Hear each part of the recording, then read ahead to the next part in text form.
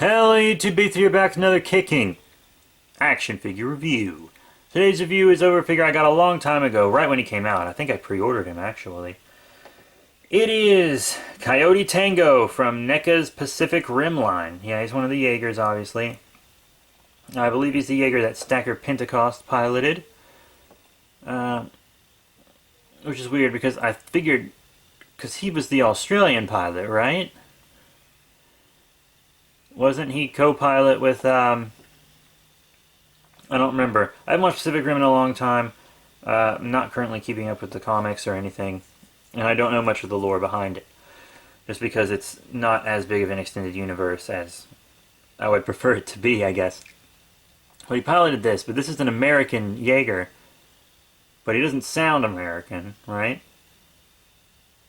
It sounds kind of Australian. And he was drift compatible with the Australian guy. And they seem to know each other really well, so I thought they might have been pilots together before. Or something. But this seems to obviously be an American Jaeger. I would just like to point that out. If you guys want to tell me what's up with that in the comment section below, that'd be welcome, actually. So yeah, here he is. Coyote Tango. One of my favorite Jaeger figures, and a really cool design. I really love it. I filmed a review of him when he came out, and then my hard drive crashed and I lost it, and I just never made it again. So I figured, what the hey? It's kaiju related. Kaiju related stuff is kind of what my channel is mostly about. So let's do it. Let's re-review it. But I'm not going to call it a re-review. This is the first review. My last review, I think, was Battle Damage Gypsy Danger, which had the same thing. So I'm glad we're getting to these reviews now. But here he is in all his glory. Looks just like he did the day he blew that crab out of the water.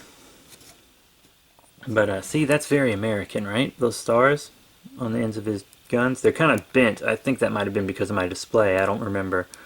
I have him displayed like up against the wall, so maybe. But I really love the way his head looks. So kind of that window right there. That's real nice. And I just love this body. He's a great mech. He's a great mech. See, he even has the 34s on the shoulders. This is a very, very American Jaeger. Very American. I'm just confused about Stacker Pentecost's history, I guess. But, you know, it's got arms, three-fingered hands, of course. However, I don't know how much is standard for Jaeger, but lots of my Jaegers seem to only have three-fingered hands. Huh.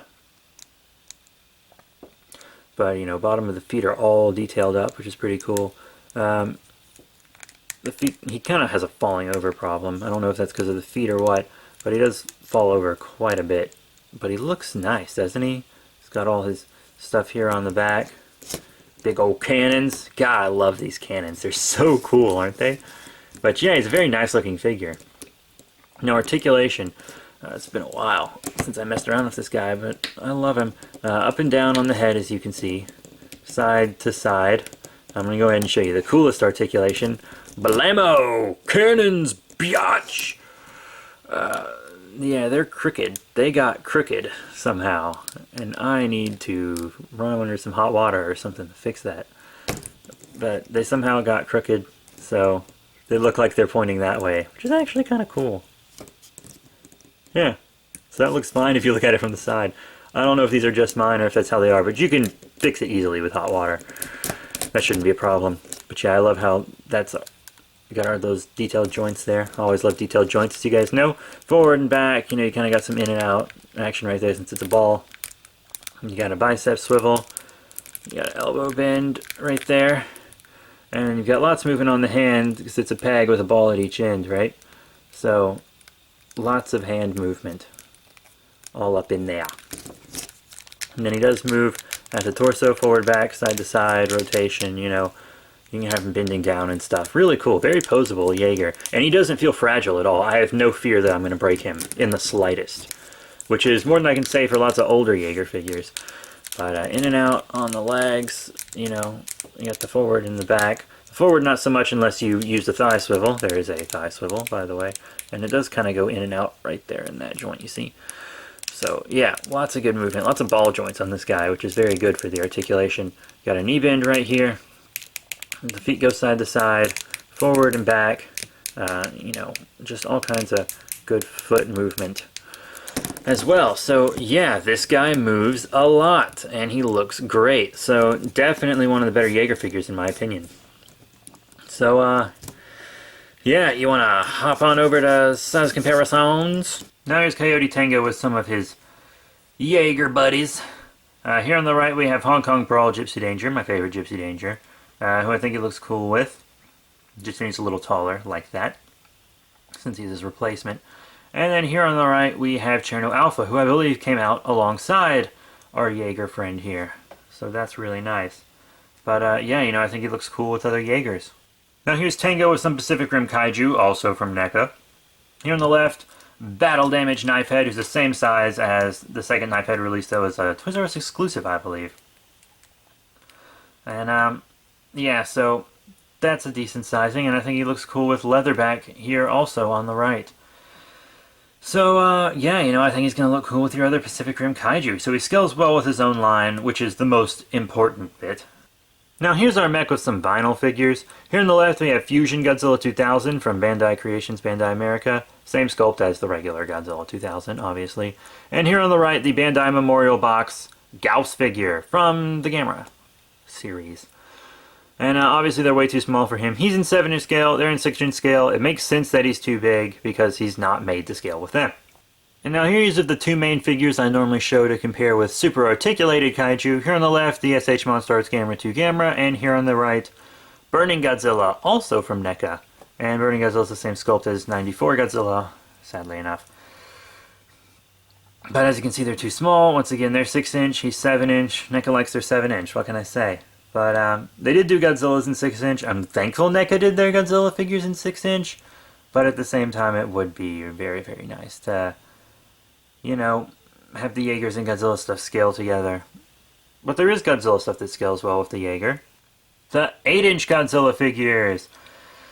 Yeah, so here's the Ban Presto 8-inch Godzilla from the 2003 film Godzilla Tokyo SOS. And I think 8-inch Godzilla figures and stuff look just wonderful with the Jaegers. You see Godzilla's taller, as he should be.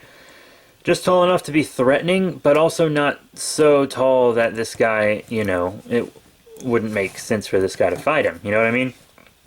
Lots of people like 12-inch Godzillas with their Jaegers, and I can show you an example of that. Here's the Bandai Creations 12-inch, or 11-inch as they like to call it, Final Wars Godzilla, who has cobwebs on him. But, yeah, I'm not crazy about that. Even though it's probably more of a realistic scaling. If you want a 12-inch Godzilla, you know, you got this guy to choose from. He's pretty, he's not too hard to get, I don't believe. The Gigan might be. I don't know about the Kiru Mechagodzilla in that scale that Bandai Creations made. But Bandai Creations did make a 10-inch Legendary 2014 Godzilla recently. They probably scale well with this guy. Mine's at my apartment, so I can't show it to you. But NECA made a 12-inch Legendary Godzilla, and lots of people like him with their Pacific Rim figures. So it's all really up to you. And lastly, just real quick, I'd like to show him with some Ultraman dudes here. These aren't both Ultraman. Here on the left we have Jean 9 from the Ultra Hero 500 series, and then here on the right we have our Ultraman Noah from the Ultra Hero series. And I'm fine with the Ultras being a little shorter than the Jaegers. I think humans would want Jaegers to be bigger than the Ultras so they could defend themselves against Ultras if they needed to. But if you don't like that, then you don't like that. If you want them to be the same size, that's completely 100% understandable, because it'd be really cool to see Jaegers and Ultramen the same size fighting alongside each other. So I'm just going to leave that one up to personal preference, but he definitely does not scale well with the Ultra 500 series, so your Spark Dolls are kind of a no-no. He will look the same with Ultra Axe as he does with Ultra Hero series, though, because they are the same size, so that is that. So what are my final thoughts on the NECA Pacific Rim Coyote Tango figure? Well, he's a really cool Jaeger. I wish we could have seen a little more of that fight in the movie. It would have been a longer fight, but then the movie would have been longer, and, you know, you gotta keep movies a certain length most of the time. And he's a very great design. He has good articulation. You know, the big thing about him is, I wish he just came with some accessories of some kind. Like maybe some blast effects you could peg into the cannons. That would have been super cool, right? or some interchangeable hands or something. Like, I understand that he was in the film for a matter of seconds, so having accessories with him, you know, doesn't make as much sense as it sounds like it does. But he's still a really cool figure. I really like him, and I'm glad to have him in my collection. Honestly, I think I'm going to give him 5 out of 5 stars. You know, most of my Jaegers do not get 5 out of 5 stars. But he doesn't feel fragile at all, which is a big thing for this line, because lots of the figures feel quite fragile in many areas, especially the older ones, like the Series 2 Battle Damage Gypsy Danger. Or the Series 1 Gypsy Danger, for that matter. Or my Tackett Ronin feels fragile. You know, it's just how it is. Sorry. But this guy just seems wonderful. So, yeah, check this guy out. Next review is probably going to be another Pacific Rim review. Maybe get Cherno Alpha up in here. You guys want to see some Cherno Alpha action? Yeah, we're going to get to that. Alright, so thank you all so much for your support. Once again, 5 out of 5 stars, and I'll see you all later.